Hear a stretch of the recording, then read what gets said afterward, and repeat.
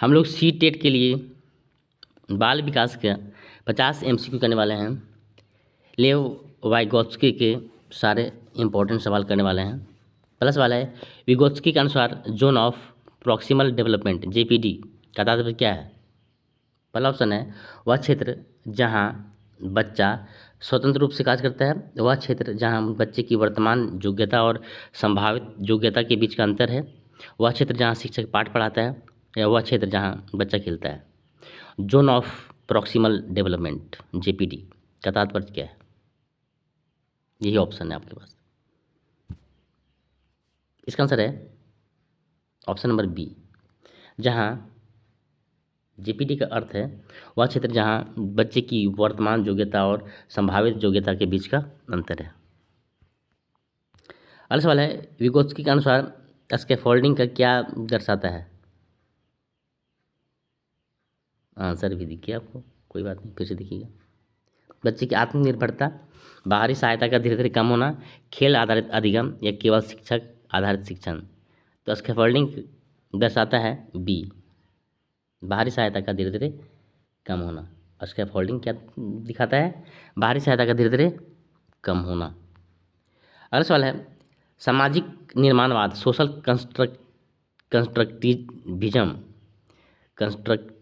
Constructivism के अनुसार अधिगम का मूल आधार है आनुवांशिकता, भाषा, सामाजिक संपर्क, व्यक्तिगत प्रयास। सामाजिक निर्माणवाद के अनुसार अधिगम का मूल आधार क्या है? तो इसका आंसर है सामाजिक संपर्क, सॉरी उल्टा पलटा पढ़ा रहा है कोई ना। अगला सवाल है, JPD में प्रशिक्षक या सहायक क्या नाम दिया जाता है? Moderator, facilitator, controller, instructor. JPD में प्रशिक्षक या सहायक को नाम दिया जाता है फैसिलिटेटर।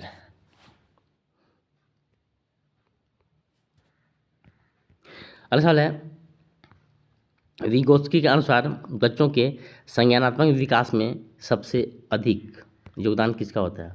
बच्चों के संज्ञानात्मक विकास में सबसे अधिक योगदान किसका होता है? खेल का, शिक्षक का, सामाजिक परिवेश का, या आत्म प्रेरणा का? तो संज्ञानात्मक विकास में सबसे अधिक जो योगदान होता है वो होता है सामाजिक परिवेश का। असल है, निम्न में कौन सा कथन विगोत्स्की के दृष्टिकोण के अनुरूप नहीं है? भाषा संज्ञानात्मक विकास में सहायक है, समाज का प्रभाव विकास पर पड़ता है, सीखना विकास से पहले आता है, या सभी बच्चे एक समान गति से विकसित होते हैं। कौन सा कथन विगोत्स्की के दृष्टिकोण के अनुरूप नहीं है? तो इसका आंसर है सभी बच्चे एक समान गति से विकसित होते हैं। यह विगोत्स्की का दृष्टिकोण नहीं है। बाकी तीनों है, भाषा संज्ञानात्मक विकास में सहायक है, समाज का प्रभाव विकास पर पड़ता है, सीखना विकास से पहले आता है। ये तीनों विगोत्स्की का दृष्टिकोण है। अगला सवाल है, विगोत्स्की के अनुसार प्राइवेट स्पीच, निजी भाषण क्या करता है? ध्यान भंग करता है, मानसिक विकार का लक्षण है, आत्मनियंत्रण की प्रक्रिया है, या केवल सामाजिक भाषा है? प्राइवेट स्पीच, निजी भाषण क्या करता है भैया? तो यह आत्मनियंत्रण की प्रक्रिया है, self control. Option number C इसका सही उत्तर है। अगला सवाल है, निम्न में कौन सा विगोत्स्की के JPD के उदाहरण है? बच्चा अकेले साइकिल चलाता है, बच्चा शिक्षक की मदद से गणित का सवाल हल करता है, बच्चा TV देखता है, बच्चा स्कूल नहीं जाता। JPD का उदाहरण विगोत्स्की के अनुसार। आंसर है बच्चा शिक्षक की मदद से गणित का सवाल हल करता है। यह है सो JPD का उदाहरण है। अगला सवाल है, विगोत्स्की की दृष्टि में भाषा का मुख्य अर्थ क्या है? जानकारी देना, सामाजिक संबंध बनाना, सोच को विनियमित करना, काव्य लेखन। विगोत्स्की की दृष्टि में भाषा का मुख्य अर्थ क्या है? क्या क्या? इसका आंसर है सोच को विनियमित करना। अगला सवाल है, मोर नॉलेजेबल अदर MKO का क्या तात्पर्य? अनुभवी व्यक्ति, बाहरी उपकरण, पुस्तक या TV। More knowledgeable other MKO का तात्पर्य क्या है? आंसर है अनुभवी व्यक्ति। अगला सवाल है, विगोत्स्की के अनुसार सीखना विकास से पहले आता है, इसका क्या अर्थ है? विकास के बाद ही शिक्षा संभव है, पहले विकास होता है फिर सीखना, सामाजिक वातावरण पहले विकसित होता है, या सीखना विकास को आगे बढ़ाता है? सीखना विकास से पहले आता है, ये कहा है विगोत्स्की ने। तो इसका आंसर क्या होगा? विकास के बाद ही शिक्षा संभव है। पहले विकास होता है फिर सीखना होता है। सामाजिक वातावरण पहले विकसित होता है या सीखना विकास को आगे बढ़ाता है?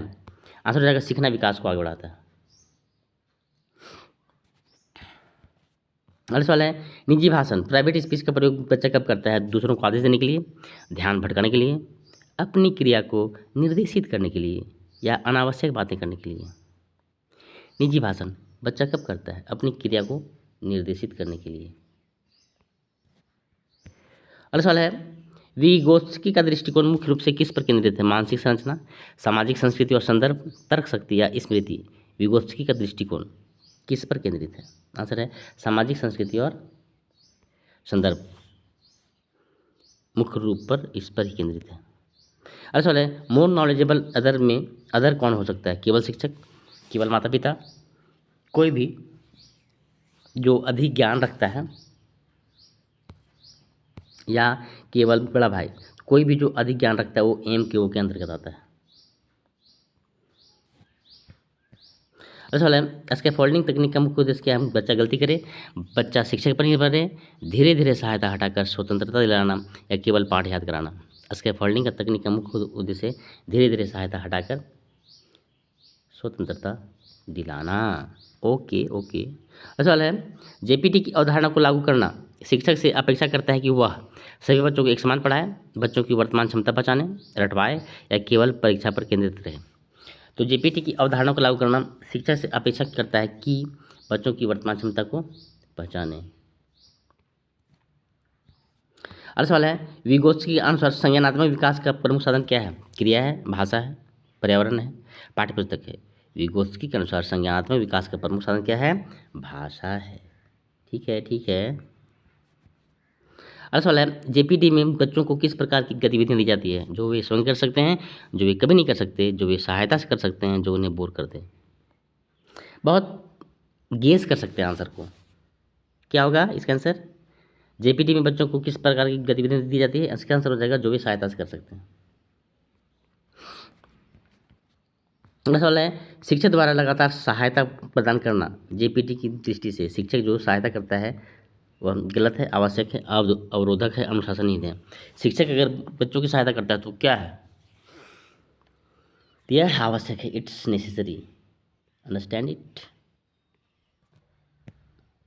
अगला सवाल है, स्कैफोल्डिंग की प्रक्रिया में अंततः क्या किया जाता है? सहायता बढ़ाई जाती है, सहायता अस्थायी होती है, सहायता धीरे धीरे हटाई जाती है, सहायता बंद नहीं होती। ये हम लोग पिछले क्वेश्चन कर चुके हैं और इसका आंसर सी होगा, सहायता धीरे धीरे हटाकर उन्हें स्वतंत्र किया जाता है जेपीटी की अवधारणा में। ठीक है। अगला सवाल है, विगोत्स्की के अनुसार सीखना सबसे प्रभावशाली होता है जब बच्चा अकेले हो, बच्चा निष्क्रिय हो, सामाजिक सहभागिता हो, केवल परीक्षा की तैयारी हो? एकदम आंसर को गेस कर सकते हैं, कौन सा होगा? बताइए बताइए बताइए, अरे बताइए। आंसर होगा सामाजिक सहभागिता हो। हमको पता है कि आप लोग यही टिक किए होंगे। अगला सवाल है, विगोत्स्की ने भाषा को क्या कहा है? सामाजिक साधन, मानसिक बोझ, अनुशासन का उपकरण, केवल संप्रेषण का माध्यम? इसमें भी इसका भी आंसर गेस कर सकते हैं, बताइए कौन क्या होगा? सामाजिक साधन। अगला सवाल है, गाइडेड पार्टिसिपेशन किस सिद्धांत से जुड़ा है? स्किनर का व्यवहारवाद, पियाजे का संज्ञानात्मक विकास, विगोत्स्की का सामाजिक निर्माणवाद या कोहलबर्ग का नैतिक विकास? गाइडेड पार्टिसिपेशन, स्किनर, पियाजे, विगोत्स्की या निर्माणवाद? तो इसका आंसर हो जाएगा विगोत्स्की का सामाजिक निर्माणवाद। चूंकि विगोत्स्की हम लोग कर रहे हैं तो ऑब्वियस है कि विगोत्स्की आंसर होगा। इतना भी दिमाग नहीं लगा पाते हो बच्चों। अगला सवाल है, स्कैफोल्डिंग को एक प्रभावी उपकरण बनाने के लिए आवश्यक है? स्कैफोल्डिंग को एक प्रभावी उपकरण बनाने के लिए आवश्यक क्या है? बच्चे पर पूर्ण नियंत्रण, बच्चे को खुला अवसर और मार्गदर्शन, विषय का गहराई से अध्ययन, दंड और पुरस्कार? क्या उद्देश्य है? बच्चे को खुला अवसर और मार्गदर्शन। क्वेश्चन फिर से एक बार, पता है क्वेश्चन? स्कैफोल्डिंग को प्रभावी उपकरण बनाने के लिए, स्कैफोल्डिंग को प्रभावी उपकरण बनाने के लिए क्या आवश्यक है? बच्चे को खुला अवसर और मार्गदर्शन देंगे। अगला सवाल है, इनमें कौन सी विगोत्स्की की शिक्षा संबंधी अवधारणा नहीं है? निजी भाषण, जेपीटी, संज्ञानात्मक संघर्ष, स्कैफोल्डिंग? तो विगोत्स्की की शिक्षा संबंधी अवधारणा नहीं है संज्ञानात्मक संघर्ष। अगला सवाल है, विगोत्स्की का सामाजिक निर्माणवादी दृष्टिकोण किस पर बल देता है? व्यक्तिगत विकास, सामाजिक सहभागिता, निष्क्रिय अधिगम या पुनरावृत्ति। विगोत्स्की का सामाजिक निर्माणवादी दृष्टिकोण किस पर बल देता है? इसका आंसर हो जाएगा सामाजिक सहभागिता। पता है, सही टिक किए होंगे आप लोग। अच्छा सवाल है, जेपीटी में यदि उचित स्कैफोल्डिंग नहीं मिले तो बच्चा सीख जाता है। क्या सीख जाता है? बच्चा अधिगम में पिछड़ सकता है, बच्चा आत्मनिर्भर बन जाता है, कोई प्रभाव नहीं पड़ता, बच्चा अधिगम में पिछड़ सकता है। अगला सवाल है, स्कैफोल्डिंग का प्रभावी उदाहरण है। बच्चा रट के उत्तर दे, शिक्षक धीरे धीरे संकेत देता है, वह सवाल हल करवाए, शिक्षक उत्तर बता दे, बच्चा अकेला संघर्ष करे। तो स्कैफोल्डिंग का प्रभावी उदाहरण है कि शिक्षक धीरे धीरे संकेत देता हुआ सवाल हल करवाए। अगला सवाल है कि MQ मोर नॉलेजेबल अदर का प्रयोग अधिगम में किस रूप में किया जाता है? पर्यवेक्षक, गाइड और सहायक, निर्णायक, प्रतियोगी। गाइड और सहायक के रूप में MQ का प्रयोग होता है। अगला सवाल है, विगोत्स्की का जेपीटी सिद्धांत किसको सशक्त बनाता है? पाठ्य पुस्तक को, शिक्षक को, विद्यार्थी को, मूल्यांकन प्रणाली को। विगोत्स्की का जेपीटी सिद्धांत सशक्त बनाता है विद्यार्थी को। अगला सवाल है, विगोत्स्की के अनुसार अधिगम किसका पूर्वाक्षेपीय? विकास का, परिपक्वता का, या सामाजिक संपर्क का, या प्रेरणा का? विगोत्स्की के अनुसार अधिगम पूर्वाक्षेपीय है सामाजिक संपर्क का।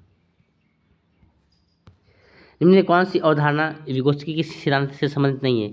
समीपस्थ विकास क्षेत्र, निजी भाषण, व्यवहार निर्धारण या स्कैफोल्डिंग। कौन सी अवधारणा विगोत्स्की के सिद्धांत से संबंधित नहीं है?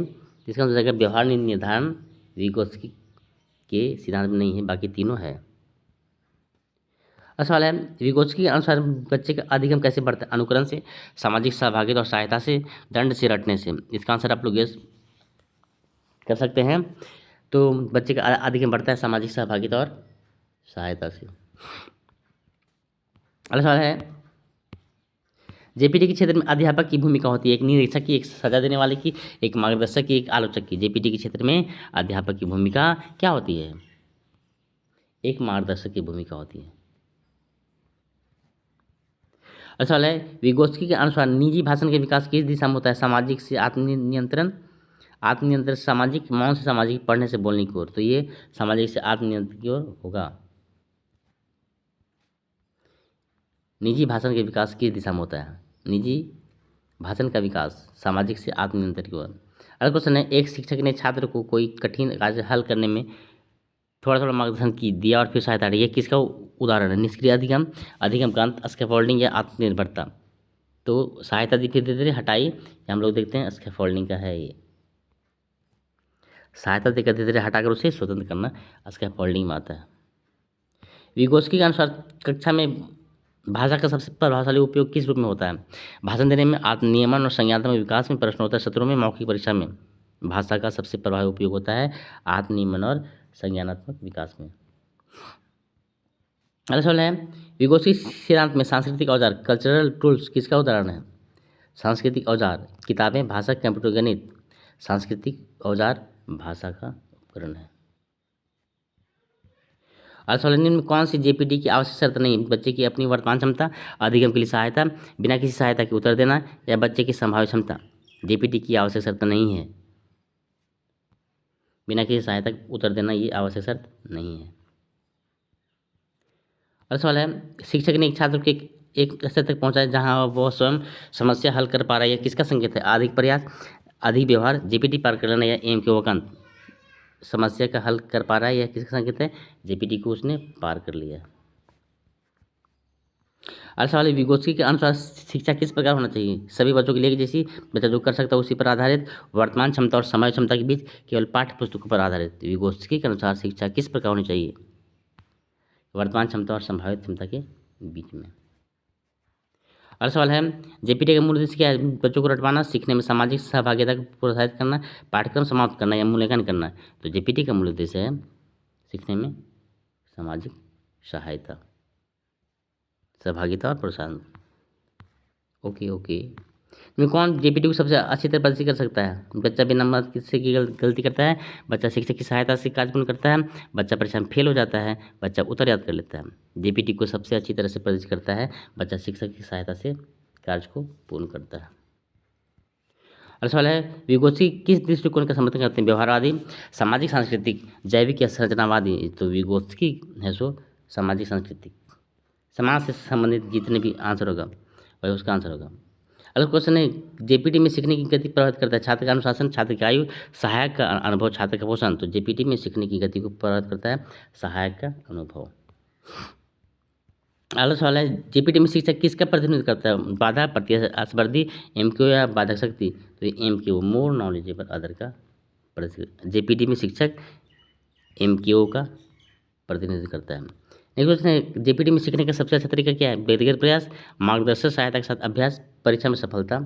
सीखने का अच्छा तरीका जेपीटी में क्या है? तो मार्गदर्शक सहायता के साथ अभ्यास। अगला सवाल है निजी भाषण किस आयु वर्ग में आदि देखा जाता है? किशोरों में, प्रौढ़ों, पूर्व प्राथमिक और प्राथमिक उम्र के बच्चों में, वृद्धों में? निजी भाषण सबसे ज़्यादा पूर्व प्राथमिक और प्राथमिक उम्र के बच्चों में देखा जाता है, प्राइवेट स्पीच। अगला सवाल है स्कैफोल्डिंग में किस प्रकार की सहायता दी जाती है? अस्थायी, अनुकूल और घटती हुई, कठिन और दंडात्मक, जबरदस्ती की? तो स्कैफोल्डिंग में अनुकूल और घटती हुई दी जाएगी। अभी हम लोग देखे थे कि सहायता देकर हटा दिया जाता है। जेपीटी का सबसे अच्छा उदाहरण में कौन सा? बच्चा टेबल याद करता है, बच्चा दोस्त की मदद से पहले करता है, बच्चा परीक्षा डरता है, बच्चा अकेले डरता है? तो जेपीटी का सबसे अच्छा उदाहरण है बच्चा दोस्त की मदद से हल करता है। ये था अंतिम सवाल। नेक्स्ट अगले वीडियो में। Thanks for watching.